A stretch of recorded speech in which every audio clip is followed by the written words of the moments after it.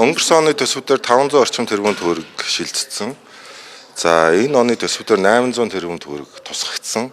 Энэ 800 тэрбумаас бол мөнгө гараагүй байгаа. Тийм учраас энэ нийслэлийн хотын дарга, одоо шинэ хотын дарга маань энэ саяны ярьж байгаа компаниудтай би хэлцээрт орж байгаа байх гэж ойлгож байгаа. Өчигдөр бас тийм мэдээлэл бас хийсэн байсан гэж ойлгосон тийм.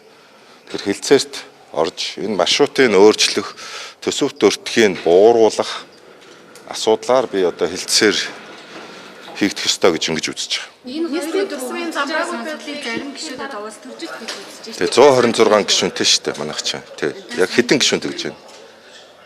Энэ асуудал та санаа. Нэг гишүүн тэгж байна 126 гишүүнтэй шүү дээ манайх чинь. Бүгд өөрөө гэсэн байр суурьтай. Тэр одоо яг энэ нийслэлийн төсвийн нэмэх замбраагүй болсон асуудлыг шинэ хотын дарга ер нь шийдэж. Тэрийг хотын даргаас асуух хэрэгтэй асуулт байна. Засгийн газраас ер нь хотын даргаас асуух. Ямар үг? Нөөцийн махны нийлүүлэлттэй холбоотой 2500 тонн халуулсан иргэн шалгаж ирсэн. За энэ явц ямар байна? Энэ асуудлаар хууль хяналтын байгууллагаас яг өнөөдөр Монгол Улсын ерөнхий сайд дээр шалгалтын ажлын үр дүнгээр ирсэн. Би одоо дөнгөж сая аваад одоо уншиж чамжаагүй сая гараад ирлээ. Тэгээ ирүүлсэн.